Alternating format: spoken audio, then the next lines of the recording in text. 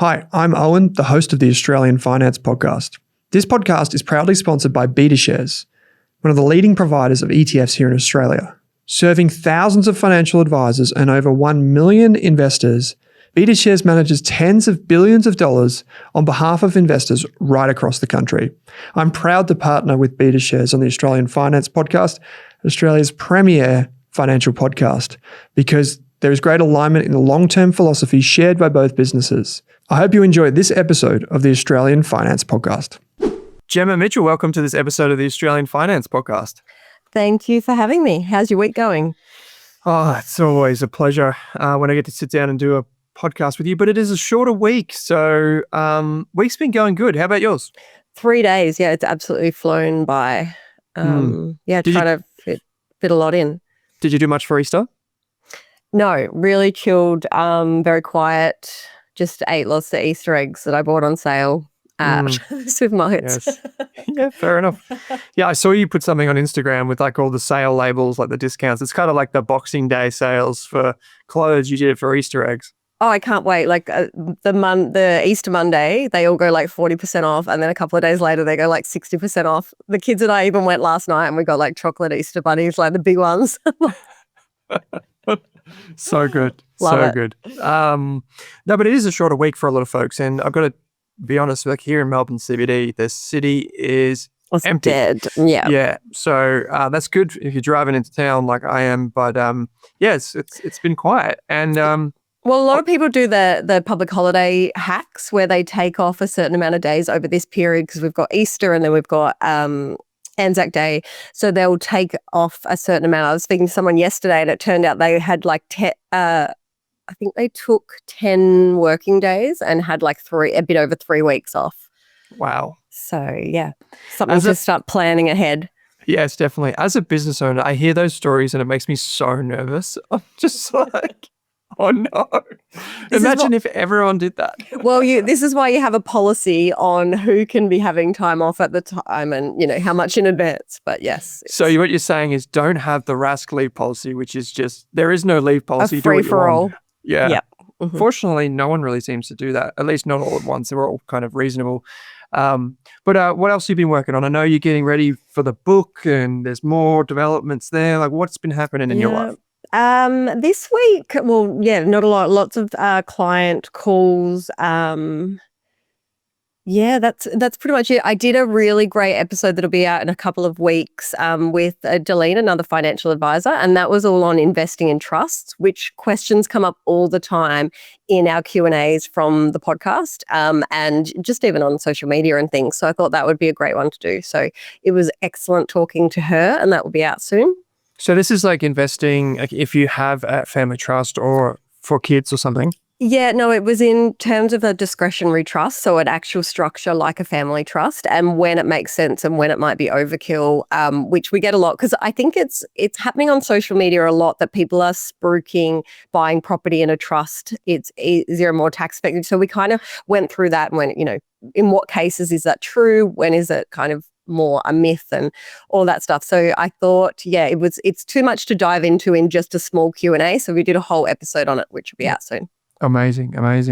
Actually, speaking of catching up with people that are great, I caught up with Pete Wargin on our Australian Property Podcast this week. Pete is an absolute wonder. I know you're catching up with him or you caught up with him or something. Yeah. Next week, we have a studio booked and we're doing, we're going to smash out a heap of podcasts in person together that'll go on finance podcast, but also the property one. Yeah, great. So Pete, for those of you that don't know, is a very, very highly regarded property advisor and investor, and he co-hosts our Australian Property Podcast along with Amy Lunardi and Chris Bates. And he's just he's just a really kind and thoughtful person, but he's just so switched on and he's an absolute delight. So I'm looking forward to hearing that. But this week we're going to answer some questions, and we've got a few, so we're going to dive into them. We've got questions on disposable nappies. We've got questions on investment bonds. We've got questions on, I've got 500 grand. What do I do with it? They're all going to be coming up in just a moment. But before we get to the questions, the place to send them in is over in your podcast player or in the YouTube description. If you're watching on YouTube, just hit the link that says ask a question and select the Australian Finance Podcast. If you do write in a question, please send us a funny name, have a bit of a joke. We love that sort of stuff, as does everyone else on the podcast. Keep in mind, however, if we do answer any questions, we can only answer them in a general nature. Because we don't know your needs, goals, or objectives, we can't give you personal financial advice through a podcast. In fact, no one can. So don't act on the information until you've spoken with your financial advisor. And if we mention things like PDS, which is like a legal document, like a super fund or whatever, or insurance, those things have a PDS, a product disclosure statement. So go and read those before you do anything, because that's like the minimum hurdle.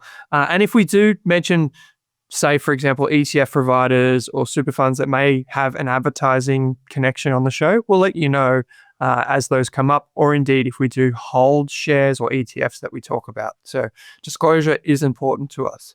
The first question is not much of a question, actually, and it comes from Daddy New Money, who wrote in last week or the week before. Daddy New Money's just said, no question, but thank you for reading my question about investing for kids. Appreciate both of your answers.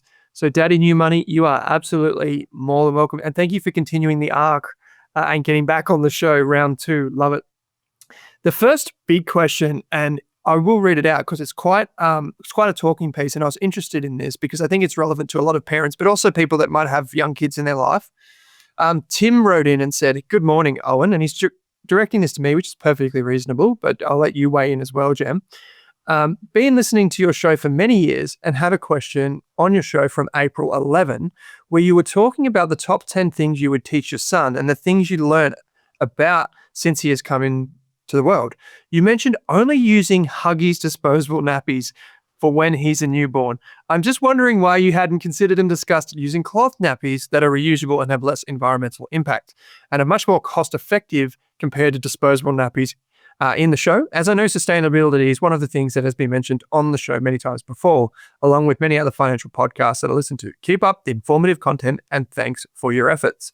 This is a wonderful question and something that just comes into a lot of our community, Gemma, because basically everyone that listens to the show is mindful of not only what they invest in, but they're mindful of the choices that they make with the products or businesses that they frequent. So, for example, where you invest in, if it's overseas, does that have an implication, not just financially, but for the way you want to invest and who you want to reward with your money? I also take that a step further, as many people will know. I don't like to support any brokerage platforms or any investment platform that tries to make you invest short term. I just think it's just gambling, and that's been borne out in numerous study after study. So we just flat out do not support any brokerage platform, or at least I don't. Everyone's entitled to their own opinion. Do not support any brokerage platform that we think could have an adverse outcome on our community. So when it comes to nappies, this was an interesting one. The joke was that we do go through a lot of nappies at Casa del Rask already, and I've got to admit that I love to invest in companies that deliver a great service. So Costco is a good example. And basically anything, I would rather invest in a company that does a great thing and is good at doing it. So it's a really simple methodology, and I hope to bring that in with little baby Charlie throughout his life. I hope to encourage him to understand why we shop where we shop, if he could invest in that, and so on and so forth. And final thing I'll say here before throwing it over to you, Jem, which is, we had SLT in the community, Sule, in the Rask community, point out that there was a recent Costco interview with, I think it was the Wall Street Journal or the New York Times or something, and they talked about how they build private label products, in particular nappies. And what they showed on the Costco video was effectively they only ever allowed 2 items to be on the shelf in any particular category at one time at Costco. And one of those is their own private label. And what they do is they say, we are going to bring out nappies or diapers in the United States. And they say, who are the best in the world at making nappies? What they then do is they say, whichever one of you is going to give us the best price on the best product wins the deal. But the key thing is, from that moment on, it forces all of the other brands that are in nappies and diapers to be competitive, because Costco is saying to you, we're going to endorse the brand that offers the best product at the lowest price. So if something's more expensive, that's on you. And it's a really interesting video. So we can link that in to the show notes and that comment in the community. Before I answer this question specifically, Gemma, what's your experience with reusable nappies and Huggies versus this and that? So I remember I said on the show last time is I was always going for the lowest cost ones, and my friends that had babies before me were like, do not use the cheap ones, use Huggies for brand new. I did actually try reusable. So there was lots of different versions of them back then. So this was like 9 or 11 years ago. And then, I couldn't find something that would work for me. And so I did Disposable. I wanted to be like the cloth nappy person, but just didn't find something that really worked. But it might be very different now. So I have no idea. But I'm very glad, no offense, that stage of my life is very far behind me. I mean, it's just part of having a child, I think, but it's a rite of passage. But I will say that I've had a lot of friends that have used cloth nappies, in particular people that are very, very, very environmentally conscious. And every single one of them moved away from cloth nappies that I have in my circle of friends. So when we reached out for kind of guidance, every single one of them moved away from it. They might have started with it, but moved away from it. Now, there's a big question about like, how do you kind of manage your footprint on society, communities, and environment? I think I take this very, very seriously. And so one of the things that I do, which is probably sounds a bit odd to some people potentially, is in our garden at home, Gemma, we only plant native species because it's only native. If you walk out into your garden, anywhere in Australia, you walk out into your garden and look at the birds, what do you notice? The birds are never in the species that come from overseas. So never. So if you think about having an impact on the world, a positive one of the easiest things you can do is just plant a native species. People don't like that the gum trees drop leaves or drop branches or whatever. But if you want possums and you want beautiful birds and kookaburras and things like this in your house, you got to plant them. And so we do this at home and we take it pretty seriously. But when it comes to these nappies, we did not use these cloth nappies. And there's a bit of research here that goes on to this. So I left it to Chad to do a bit of the research, and then I did a bit of the research myself. And we have an ethical investing course at Rask, it's super popular, but it's not just about the ethics of investing. It's also about, and how people think about that. It's also about the climate and sustainability and those types of things. And here's some actual numbers for people that are listening. Disposable nappies over a 2.5-year lifespan, which is typically how long babies might be in nappies, disposable nappies consume 457 kilograms of CO2 per child. So 457, right? Higher equals bad, all right? Home washed cloth nappies, 345. So cloth nappies, 345. Disposable, 457. This is based on research from the UK, and it showed that it was trying to estimate, well, what's the cost of having a dryer?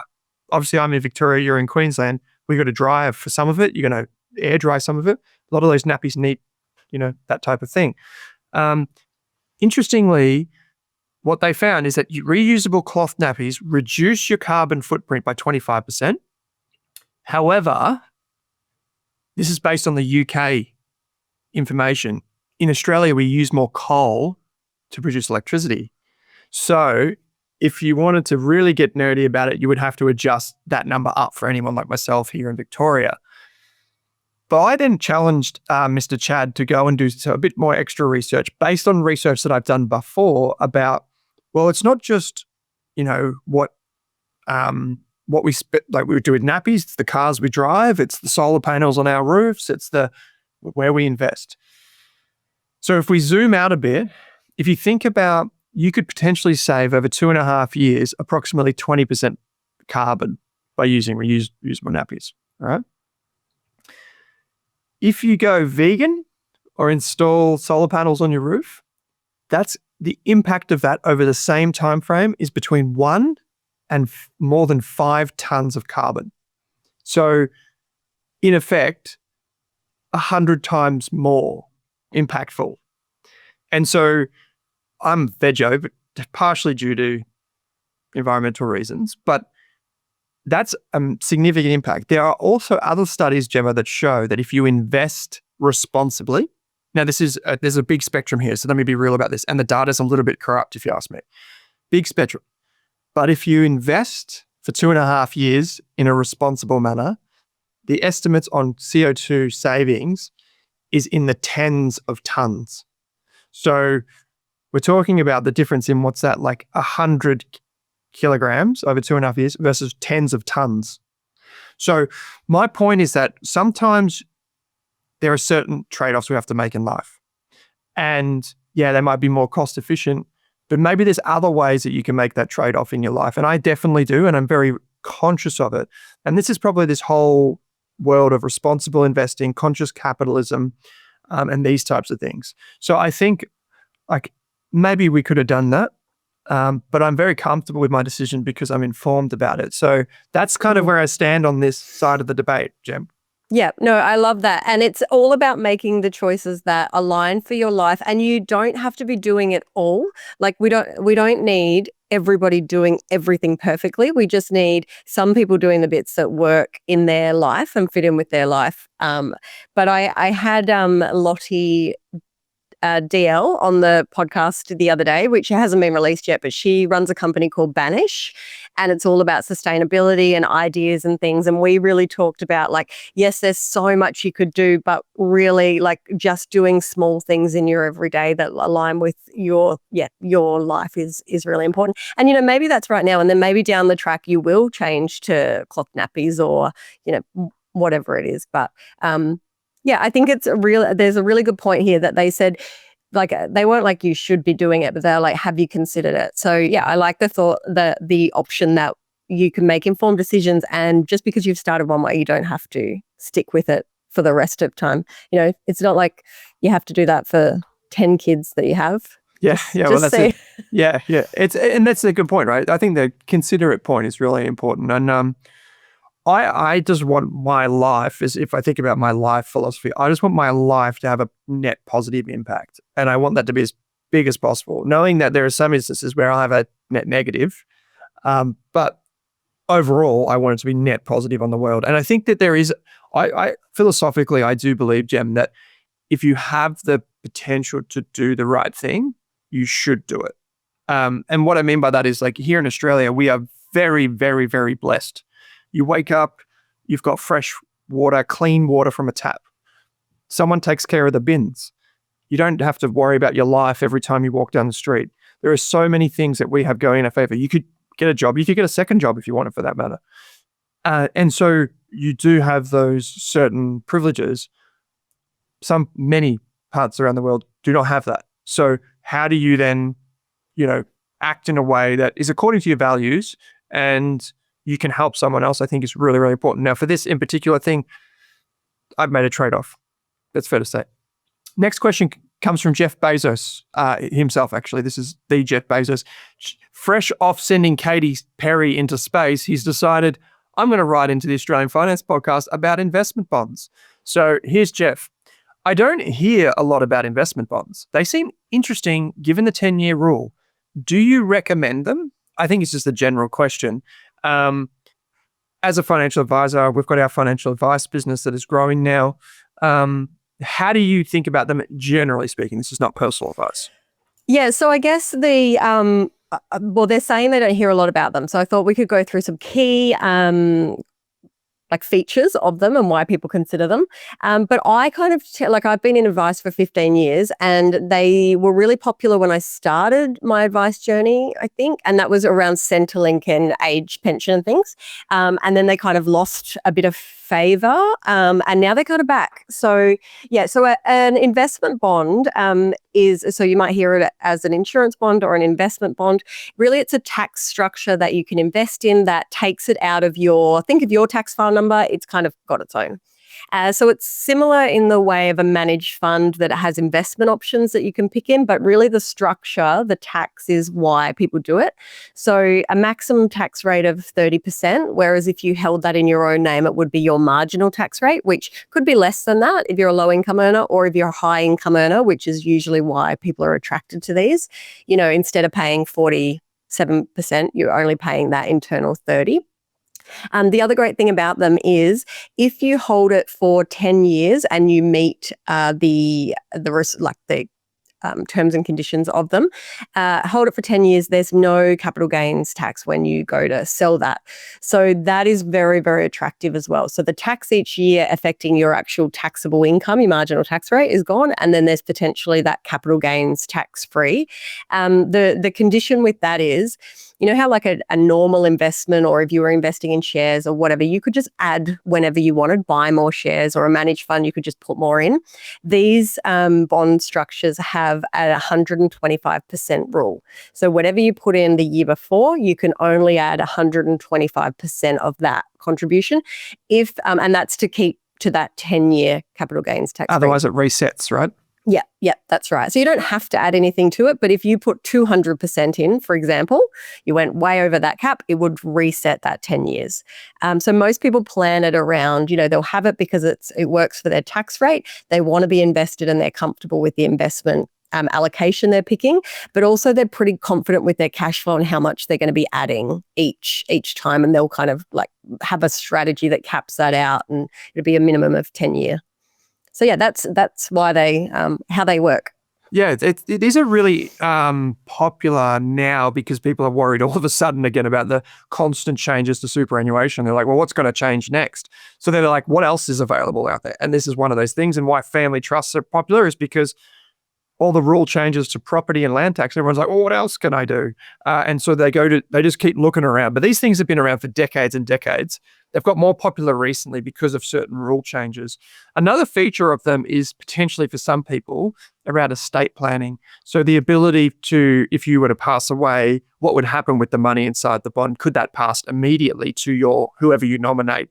Does it have to go via the will? Maybe not. So there's a few different things there. One of the things that I'll call out for people that we don't necessarily recommend them or not, like you would have to get personal advice in order for everyone to know, because it's based on your tax. It depends on your situation. Yeah, they're a great asset, like anything. It's like a credit card's a great tool, financial tool if you use it correctly. So yeah, it just depends on your situation. But there's lots of examples of where we would consider one for an advice client.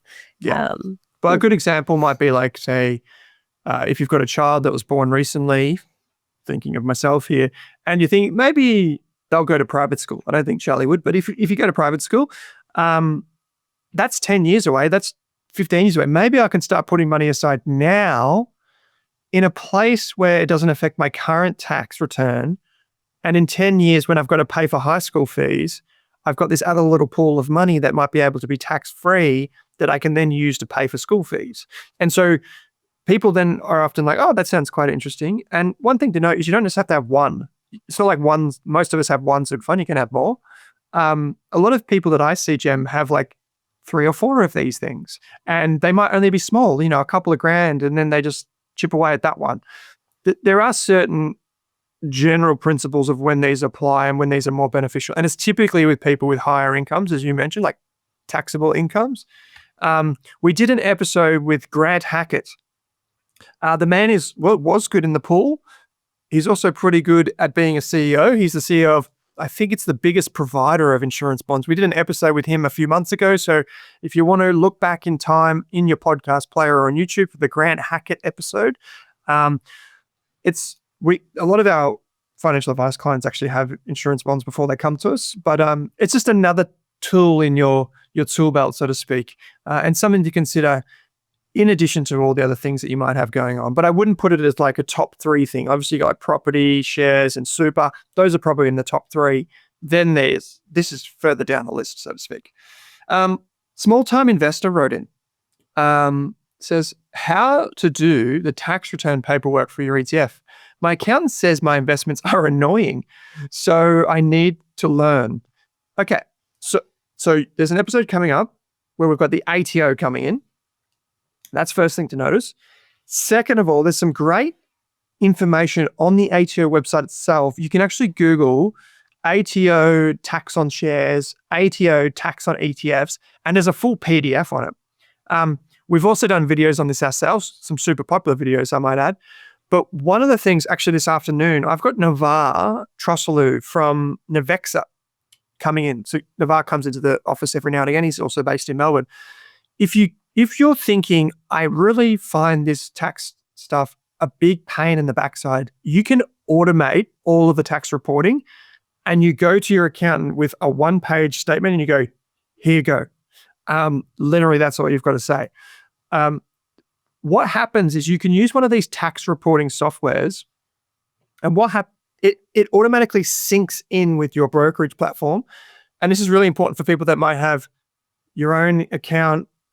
If you've got a family trust, for example, if you've got a self-managed super fund, if you've got 2 different portfolios at different brokers, if you own some shares, some ETFs, like all of that stuff, if you can't be bothered maintaining this bizarre spreadsheet that only you understand, go and use either Navexa or ShareSite, and you can sync it with your brokerage account and import all the trades automatically. But more than just tax, you can actually see how you've performed. What's your best performing ETF? What's your worst performing? Because if the way ETFs are taxed are different to the way shares are taxed, what happens is every ETF that you hold will send you what's called a tax statement at the end of the year, but it won't come straight away. And this really annoys the heck out of people. So if you want to do your tax return on July 1st, you're not going to be able to if you own ETFs. I've got to let you in. You're not going to be able to do your tax return for 2 or 3 months, because by the time you get your statement, which will probably be like late July, August, then you need to compile them all and then hand them to the tax office or your agent. And I know it's a pain, but you got to do it this way, because what happens inside of an ETF, you don't just get dividends. You also get franking credits. You also get foreign income tax credits. You also get tax withheld. You get realized capital gains, unrealized. It's just so many other things that go into that ETF that make it so simple for you. By using one of these tools, you don't need to keep up to date with like each and every one. You just confirm that, yes, I received that money. Yes, I received that money. And then at the end of say like August, you go into your Navexa or your ShareSite account and you go, boop, generate report, and take it to your accountant. You can even send it directly to them. So if your accountant says it's annoying, it's probably because it is, because you've got like 20 of them going on. You can take away a lot of their costs that they would give to you by just using one of these tools. That's the easiest way to do it. You could use a spreadsheet and track it yourself, but honestly, it's a pain in the backside. That's all I got. Yeah, I think that, the more complicated it gets, the more you're going to need tools like that make your life easier. Yeah. I'll put a link in the show notes here for people, so they've got it here. The next question comes from LT. LT says, I have about $500,000 to invest in ETFs. What a position to be in. Should I DCA, that's dollar cost average, that means they're breaking the amount up and then putting it in, or just invest one big lump sum? This is a fantastic question, and we get it a lot. It doesn't matter if you've got 500K, 500 million, or $500. What do you think, Jen? This is really, really hard. And of course, we're not going to tell them what they should do. But my first thought was, have you got the structure and everything right? Because that's a significant amount of money. And, an ETF could be in a superannuation structure. It could be in a family trust, like lots of stuff. So I was just like, there's steps before. And I'm hoping that they've worked all of that out and they've talked to their accountant and their advisor on what the structure is. So if we just come to that's all sorted, I literally am now just ready to pull the trigger on putting money in. I think it really depends on your investment experience and your comfort level, your sleep at night test. It is so hard, but that's like a significant amount of money. A very significant amount of money. And if you're going to be nervous about what's happening with the market, because pretty much as soon as you do that trade, it's kind of like it's in right within usually like you might have to put it in your trading account depending on how it goes. But yeah, I would be really questioning yourself how you're going to feel about that, what your type of personality is.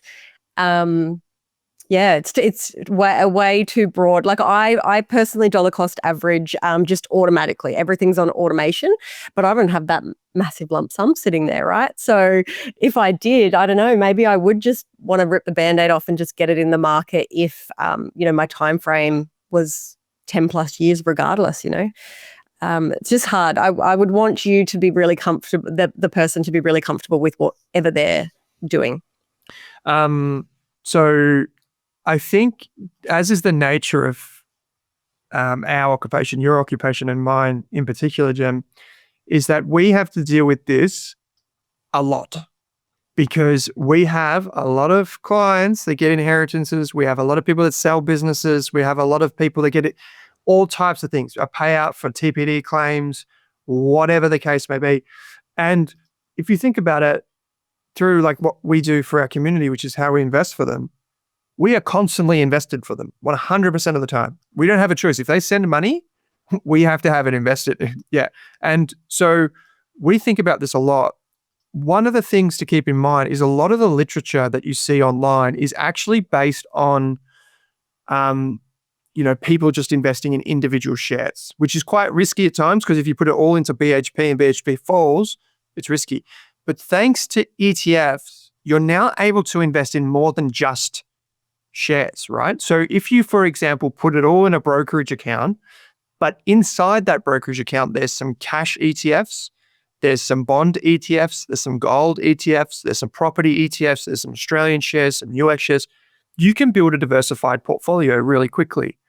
Now, Mitchell recently did this article for our community, lump sum or dollar cost average, which is the best for ETFs. And he's come up with these fantastic charts that explain the different scenarios. Like if you put this money in and the share market dropped 10%, if you put this money in, the share market went up 10%, if you dollar cost averaged, one bit every month for the next 10 months and it went up 10%, down 10%, and it showed you visually, I've got it up on the screen here for anyone that's watching, it shows you the different outcomes. The crucial thing is that you can basically make anything look good in a spreadsheet.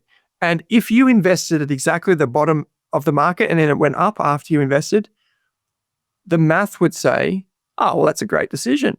You pick the bottom and up you go. The reality is exactly what you said, Jem, in my opinion. The math might say you could probably just invest it, you could be diversified.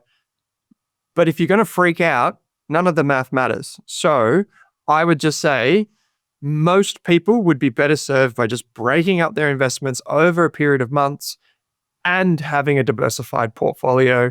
And it might not even be months, it might be years. You might do, I'm not giving this person specific advice, but it might be, I'm going to put this much in term deposits and this much in a savings account and this much in a cash ETF and this much in a shares ETF and slowly just trickle it in over time. We've got to do this right now with some of our clients. So this is exactly what we do.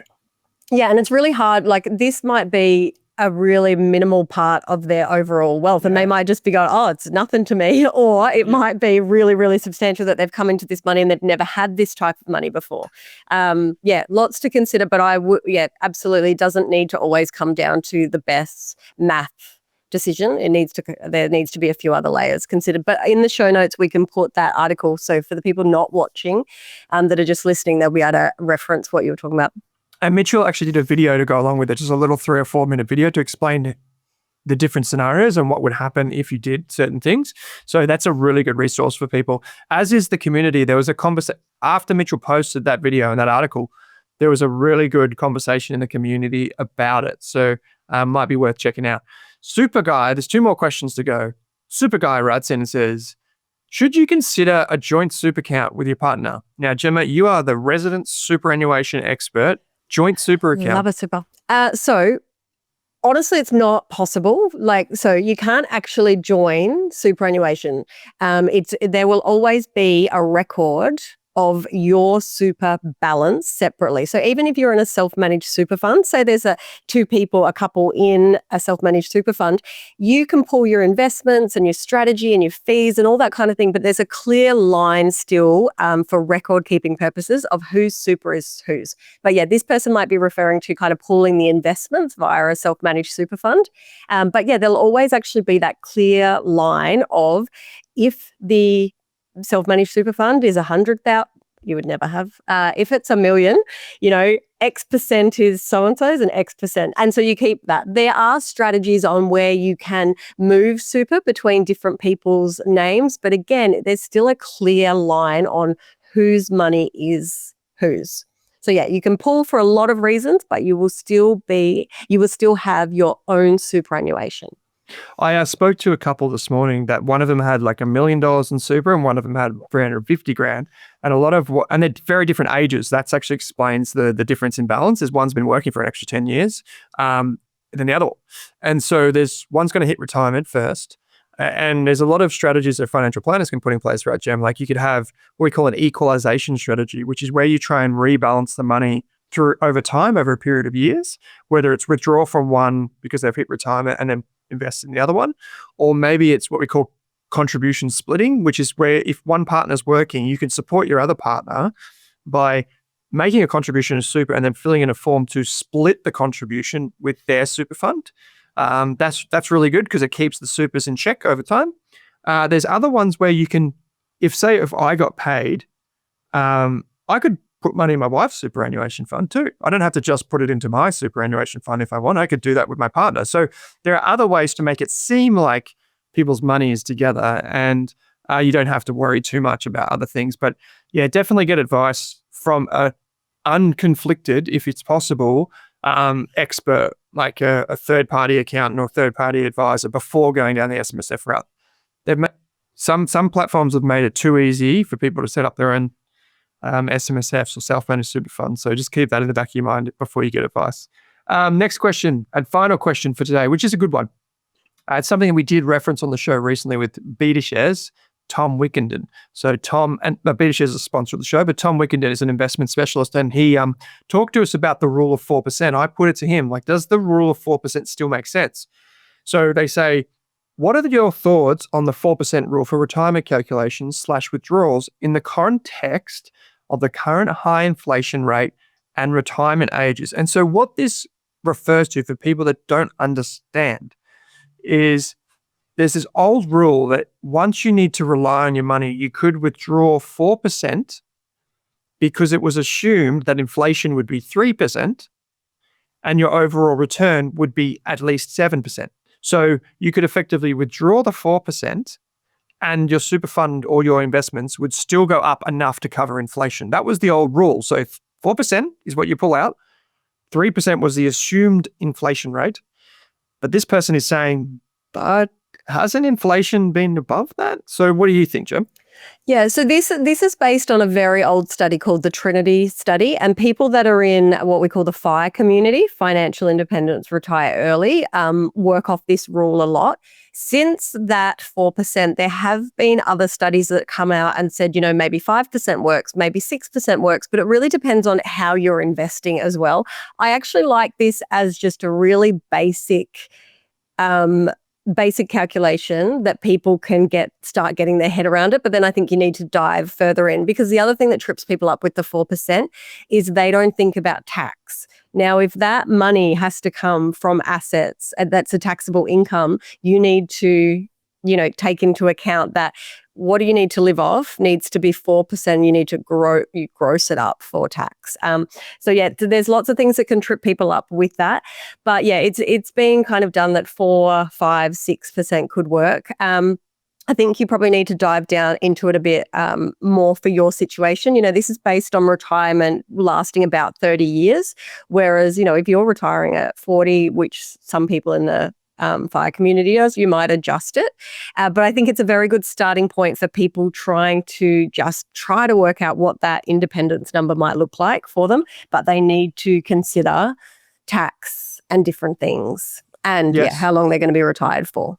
Yes. There used to be that old thing. So I don't know if people still use this, but they say when you retire, have 20 times your salary in retirement, which was effectively, the math is like the other way around. So effectively saying 5% is what you're going to withdraw. So we want you to have 5%.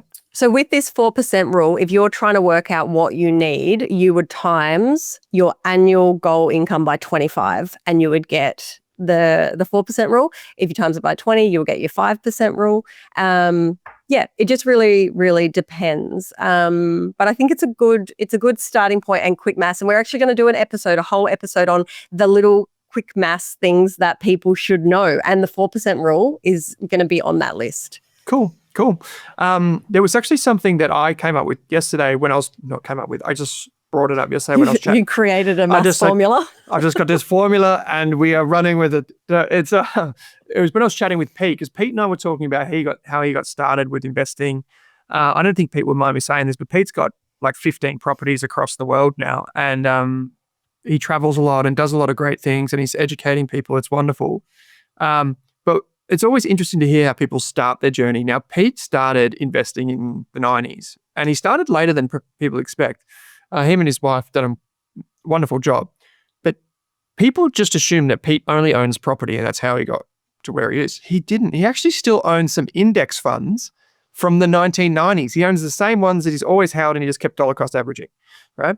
But what's interesting is live on the show, I actually brought up the returns that he would have achieved over that entire time frame.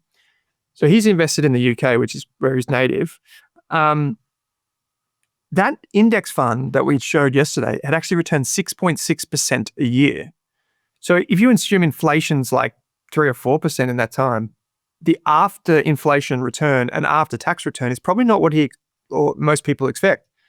Most people, when they think about investing in ETFs right now, they're thinking, oh, well, the US has done 10% over 30 years. You know, the Australian stock market has done 10% over 30 years. Therefore, I'll just assume 10% from my index fund and happy days. I actually think that's a big risk for a lot of people that are investing in ETFs and index funds right now. I think that if you just assume that this one thing that you're going to do for the rest of your life is going to be the same as the last 30 years, be very careful. Yeah, so don't just bet it all on index funds, on one ETF, on one thing. That's a very popular thing to do right now. And it's better than doing nothing. Don't get me wrong. It's absolutely awesome. Go and buy the US ETF, the VGS, the this, the that, whatever. It's awesome. Go and do that. But maybe just don't assume that it's going to be the same as what's happened in the past. And I'll leave you with a tweet from Morgan Housel from ages ago. Morgan Housel is the author of that amazing book, The Psychology of Money. And he said, this is his line, so listen carefully. He said, the top 3 investing skills are patience, temperament, and having your career coincide with a 30-year uninterrupted decline in interest rates. So it's a joke. He's saying, you know what you need to do to look amazing in investing? Hold on and just be born at a time when interest rates fell, technology and the internet became a thing, globalization became a thing, and there was no major world wars. Yeah, and you'll be right. And you'll be right. And what people are doing right now is they're going, all right, 2025, last 30 years looks pretty amazing. Australia hasn't really had a recession in that time. Let's just assume that continues for the next 30 years. That might not be the case. And I want people to be real about that. So rule of 4%, yes, sounds great. I think it comes back to like that ethical question is just consider that there might be alternatives. Yeah. And diversifying is really, really important because we have no crystal ball. We have no idea what's going to happen. And when you're projecting your net wealth, how much you need, your retirement goals, all of that stuff, you want to be as conservative as possible. You want to overshoot that goal and not have one of these life events, world events, derail that whole plan. Yes. So just diversify, be considered. And the scenarios are what matters, like just having different options in your mind. And so there's been some great questions today. Daddy New Money, thanks for writing in again. Tim, absolutely wonderful question about nappies or /diapers. If you want the link to that, jump into the community. I'll pop that in there right now. So community link to Costco video. It was just so good to watch that Costco video and see how they think, but they use nappies as the example. If you have a different opinion on the nappies, by the way, I'd love to hear it. I'd absolutely love to hear it. I'm happy to try new things. Jeff Bezos wrote in from his mega yacht, fresh from sending Katy Perry to space. Thank you for that question about investment bonds. We will have episodes coming up on different topics like this. Small-time investor, we spoke about filling in your tax return. It is a pain if you've got ETFs. It's not the same as shares. There's some links in the show notes. Find them because they're great resources, in particular some videos and some software there.